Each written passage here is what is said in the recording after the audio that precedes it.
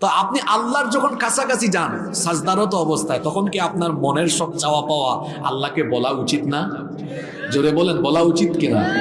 এজন্য নবীজি বলেছেন সাজদার সময় তুমি আল্লাহর কাছে বেশি বেশি দোয়া করো। আবু হুরায়রা রাদিয়াল্লাহু আনহু থেকে হাদিস এসেছে, তিনি বলেছেন আল্লাহর নবী যখন নামাজে সাজদায় যেতেন, তিনি সাজদায় গিয়ে দোয়া করতেন, আল্লাহুম্মা গফিরলি যামবি কুল্লাহু দিক্কাহু ওয়া জিল্লাহু ওয়া আউওয়ালাহু ওয়া আখিরাহু ওয়া আলানিয়াতাহু ওয়া সিররাহু। এত সুন্দর দোয়া। আল্লাহর নবী বলতেন, হে আল্লাহ তুমি আমার সকল গুনাহ মাফ করে দাও, দিক্কাহু ওয়া জিল্লাহু, কম হোক বেশি হোক, ওয়া আউওয়ালুহু ওয়া আখিরাহু, প্রথম শেষ যাবতীয় গুনাহ, ওয়া আলানিয়াতাহু ওয়া সিররাহু, আমার গোপন আর প্রকাশ্য যত গুনাহ আছে সব মাফ করে দাও। এই দোয়াটা মুখস্থ করবেন, বাড়িতে গিয়ে গুগল শরীফে সার্চ করবেন, দোয়াটা চলে আসবে।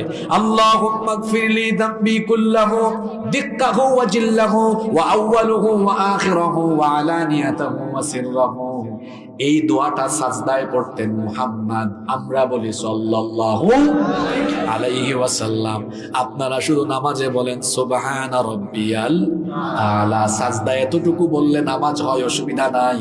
কিন্তু যেহেতু সাজদা যখন আমি দেই তখন আমি কার কাছাকাছি চলে যাই, ওই সময় আমার চাওয়াগুলো আল্লাহর কাছে বলার দরকার আছে না নাই? আর সবচেয়ে বড় চাওয়া হলো গুনাহ মাফ, কারণ গুনাহ যদি না থাকে, আমি যদি মাসুম থাকি, তাহলে আমাকে যিনি জান্নাত দিয়ে দিবেন তিনি কে? এজন্য নবীজি এই দোয়াটা করতেন। আপনারা করবেন তো এই দোয়া? আল্লাহর নৈকট্যশীল হতে হলে 2 নম্বরে কি বলেছি, কি দেওয়া লাগবে? জোরে বলতে হবে। ও যুবক ভাইয়েরা, সাজদা দাও তো। ফজরের নামাজে তো ঘুমায় থাকো, কি করে ফজরের নামাজে ঘুমিয়ে থাকো? জোহরের নামাজের আগে দুনিয়া থেকে বিদায় নিয়ে জানাজার নামাজে রেডি হওয়ার সম্ভাবনা আছে না নাই? কেমন করে ঘুমাও তুমি,